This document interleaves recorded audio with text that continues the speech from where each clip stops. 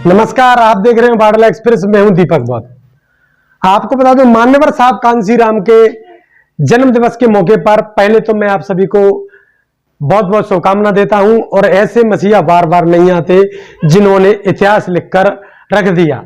उनके लिए मेरे पास दो शेयर हैं। उसके बाद मैं अपनी बात स्टार्ट करूंगा कि ए वक्त तू मेरा एक काम कर दे, ए वक्त तू मेरा एक काम कर दे, और ये युग फिर से बहुजन के नाम कर दे, ये युग फिर से बहुजन के नाम कर दे। और ना हो सके हर घर में अम्बेडकर पैदा तो कोई बात नहीं, तू हर एक घर में एक कांसी राम पैदा कर दे, तू हर एक घर में एक कांसी राम पैदा कर दे। तो साथियों, इस प्रकार से मान्यवर साहब कांसी राम के जन्म दिवस के मौके पर आप सभी को बहुत बहुत बधाइयां एवं शुभकामनाएं। मान्यवर साहब कांसी राम के जन्म और उनकी कार्यनीतियों के बारे में थोड़ा सा बात कर लेते हैं। सभी को मालूम है कि मान्यवर साहब कांसी राम का जन्म 15 मार्च को हुआ और पंजाब के रोपड़ में हुआ। यह सभी लोग अच्छी तरह से जानते हैं।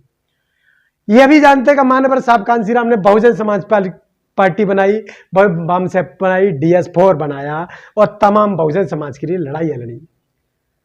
ऐसे ऐसे आंदोलन किए जिनकी कोई किसी ने कल्पना नहीं की होगी। ऐसे मान्यवर साहब कांसीराम ने कार्यक्रम किए, आंदोलन किए और समाज की लड़ाई लड़े। बात कर लेते हैं मान्यवर साहब कांसीराम ने की सोच कितनी दूरदर्शी थी और किस प्रकार से काम करते थे, किसके बीच में कैसा कार्य करते हैं, यह मान्यवर साहब कांसीराम से सीखने की जरूरत थी। और लोगों ने सीखा। वो लोग आज मान्यवर साहब कांसीराम के रास्ते पे चलने वाले बहुत आगे जा चुके हैं। जो मान्यवर साहब कांसीराम को सिर्फ और सिर्फ अपने कागजों में याद करके बैठे हैं, वो कहीं ना कहीं पीछे छूट गए हैं।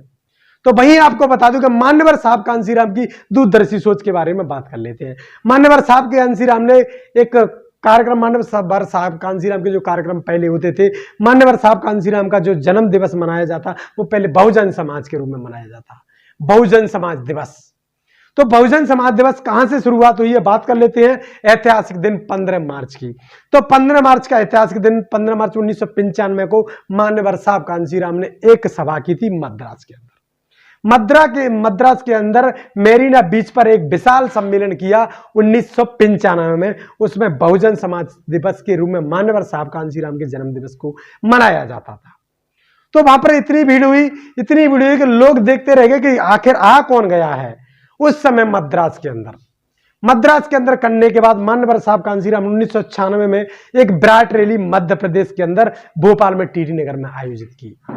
और TT नगर में ये रैली इतनी बड़ी थी कि इससे मध्य प्रदेश में जो उस समय लोकसभा चुनाव हुए थे, लोगों के हाथ पैर फूल गए थे।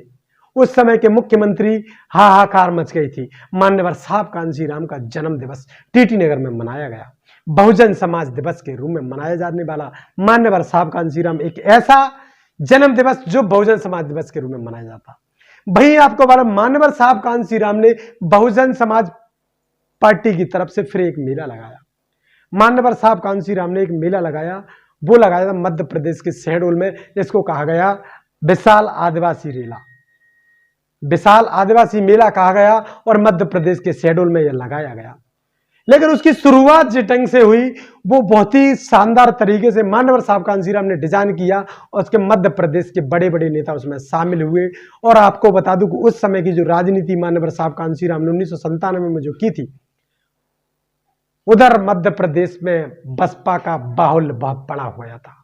उस समय की अगर बात करें तो 14 तारीख को मान्यवर साहब कांसीराम ने मेला का उद्घाटन किया और 15 तारीख को मान्यवर साहब कांसीराम के जन्म दिवस के मौके पर बहुत सारे सांस्कृतिक कार्यक्रम हुए, चाहे गायन के हुए हों या किसी भी प्रकार के सांस्कृतिक कार्यक्रम वहां पर कई प्रकार के मान्यवर साहब कांसीराम के उसमें नेतृत्व में हुए।